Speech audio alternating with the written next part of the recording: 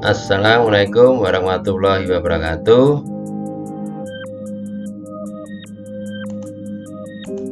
Baik anak-anak, kita mulai materi hari ini, yaitu bab 1 bilangan bulat dan pecahan.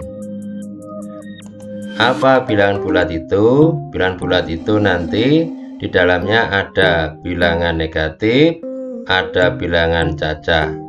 Di dalam bilangan cacah ada bilangan 0 dan bilangan asli.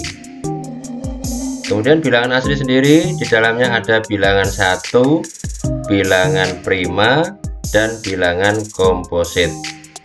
Mengenai bilangan-bilangan ini akan saya jelaskan sebagai berikut. Jadi bilangan bulat itu adalah kumpulan bilangan yang terdiri dari bilangan positif, negatif, dan 0. Jadi kalau kita tulis bilangan bulat itu anggotanya itu terdiri dari, jadi kalau dimulai dari tengah ini 0, kalau ke kanan 1, 2, 3, titik-titik 3 ini artinya dan seterusnya.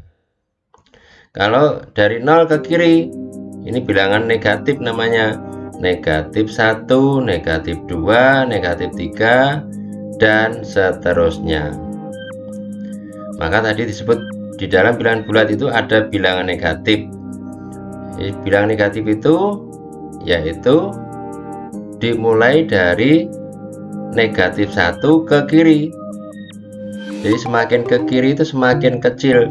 Negatif 1, negatif 2, negatif 3, negatif 4, negatif 5, dan seterusnya. Kemudian bilangan cacah dimulai dari 0, 1, 2, 3, 4, 5, dan seterusnya. Kalau bilangan asli tanpa 0 dimulai dari 1, 2, 3, 4, 5, dan seterusnya. Kemudian bilangan prima. Bilangan prima itu yaitu dimulai dari 2, 3, 5, 7, 11, dan seterusnya. Yaitu bilangan yang dapat dibagi dia sendiri dan dibagi dengan 1. Itu namanya bilangan prima. Kemudian kalau bilangan komposit yaitu dimulai dari 4 yang tidak termasuk bilangan prima, yaitu 4, 6, 8, 9, 10, dan seterusnya. Kemudian lanjut ke sifat bilangan bulat.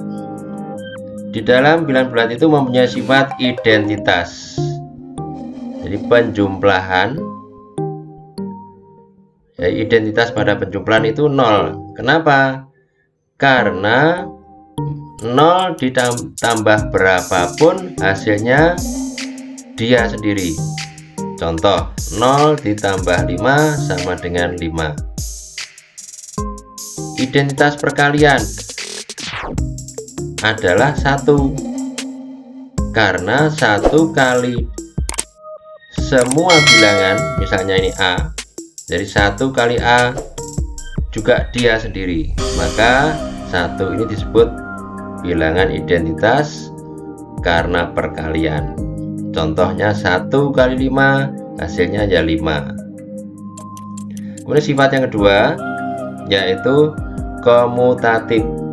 Pada penjumlahan itu berlaku A ditambah B, maka hasilnya nanti akan sama dengan kalau dibalik B ditambah A. Itu namanya komutatif. Jadi dibalik hasilnya sama. Contoh, 3 ditambah 5 hasilnya sama dengan 5 ditambah 3. Kemudian kalau pada perkalian apakah juga berlaku komutatif? Karena kalau dilihat dari sini, contohnya ini 3, saya balik ini 3, contohnya dulu 3 kali 5, ternyata hasilnya sama dengan 5 kali 3. Jadi pada perkalian juga berlaku komutatif. Jadi secara umum A kali B sama dengan B kali A. Sifat yang ketiga yaitu asosiatif.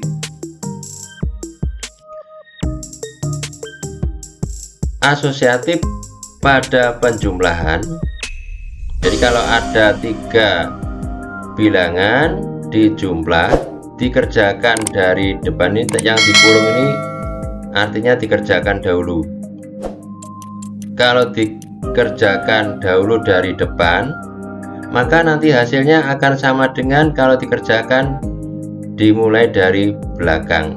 Artinya kalau yang belakang ini dikerjakan dulu dengan yang depan dikerjakan dulu, hasilnya akan sama. Yang demikian ini disebut dengan asosiatif. Kita perhatikan contoh, misalnya 2 tambah 3 tambah 5. Kalau dikerjakan yang depan dulu, 2 tambah 3 kita hitung dulu hasilnya 5, 5 tambah 5 hasilnya 10. Ternyata kalau kita hitung dari belakang, 3 ditambah 5 ini kita hitung dulu, 3 tambah 5 sama dengan 8. Maka 2 ditambah 8 hasilnya juga 10. Maka sifat yang demikian ini dikerjakan dari depan maupun dari belakang sama, disebut asosiatif. Demikian juga kalau perkalian berlaku sifat asosiatif. A kali B kali C. Kalau A kali B dihitung dulu dengan A kali B kali C, kalau B kali C dihitung dulu, ini hasilnya nanti akan sama. Contoh 2 kali 3 kali 5, yang depan kita hitung dulu, 2 kali 3 6. Kalau yang ini yang belakang dulu kita hitung, 3 kali 5 15. Maka 2 kali 15 30, 6 kali 5 juga 30, hasilnya sama. Jadi sifat yang demikian ini namanya sifat asosiatif. Yang terakhir sifat distributif. Sifat distributif ini ada 2. Sifat perkalian terhadap penjumlahan. Artinya di sini perkalian terhadap penjumlahan, maka caranya menghitung nanti adalah A kali B, hasilnya seperti ini, ditambah A kali C, hasilnya ini. Jadi saya ulang, A kali B ditambah A kali C. Contoh 2 kali 3 tambah 5. Kalau kita hitung biasa, yang dalam kurung kita hitung dulu, ketemu 3 tambah 5 ketemu 8, maka 2 kali 8 16. Bagaimana kalau kita pecah pakai sifat distributif? 2 kali 3 ini ditambah 2 kali 5, maka ini kita hitung 2 kali 3 6, 2 kali 5 10, ternyata hasilnya sama. Jadi mengerjakan seperti ini namanya memakai sifat distributif. Demikian juga kalau perkalian terhadap pengurangan, kita kerjakan dulu yang di dalam kurung, 3 dikurangi 5 hasilnya negatif 2, 2 kali negatif 2 negatif 4. Kalau memakai distributif perkalian terhadap pengurangan, hasilnya nanti 2 kali 3 dulu dikurangi 2 kali 5. Jadi 2 kali 3 6, dikurangi 2 kali 5 negatif 10, maka hasilnya negatif 4, sama. Inilah sifat-sifat dari bilangan bulat, operasi bilangan bulat. Selanjutnya, untuk mengerjakan operasi hitung yang campuran, ini ada aturannya. Yang pertama, masuknya campuran ini kalau ada perkalian, ada penjumlahan, ada pembagian, ada pengurangan, maka harus mengikuti aturan ini. Kerjakan yang di dalam kurung terlebih dahulu. Jadi yang paling utama kita lihat dulu yang di dalam kurung, kita kerjakan dahulu. Yang kedua, kerjakan perkalian dan pembagian dahulu sebelum mengerjakan penjumlahan dan pengurangan. Jadi kita dahulukan perkalian dan pembagian dulu sebelum penjumlahan dan pengurangan. Yang ketiga, perkalian itu setara dengan pembagian. Jadi maksudnya setara ini sama, mana yang dikerjakan lebih dahulu sama ya.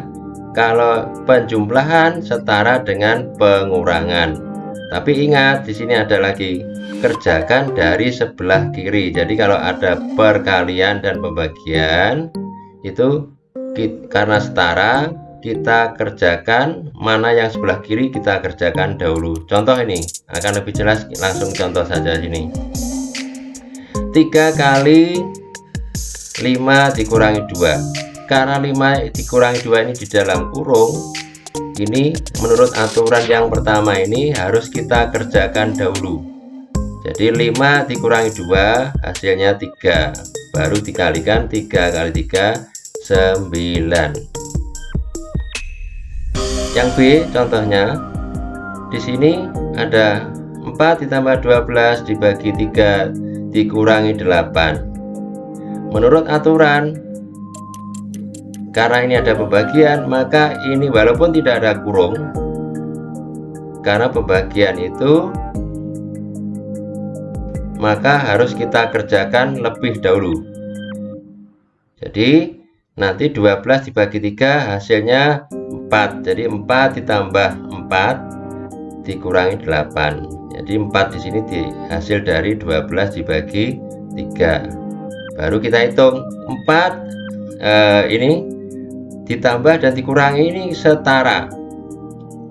Karena setara, mana yang kita kerjakan dulu? Yang sebelah kiri dahulu. Jadi 4 tambah 4 8 dikurangi 8 hasilnya 0. Demikian anak-anak, mudah-mudahan bisa dimengerti dan dipahami. Nanti supaya lebih jelas, sering dibaca di slide